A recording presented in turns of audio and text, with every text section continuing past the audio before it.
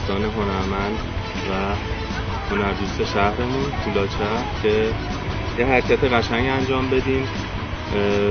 شروع کردیم به در حقیقت جمع کردن زباله‌های پلاستیکی که توی پارک جنگلی شهرمونه.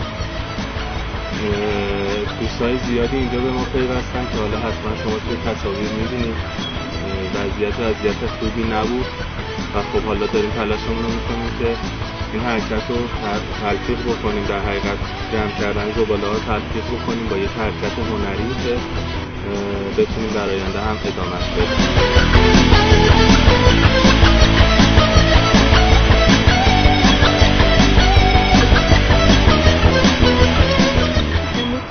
شهریور روز مبارزه با خشونت علیه حیوانات، به این مناسبت این روز رو برای پاکسازی منطقه انتخاب کردیم.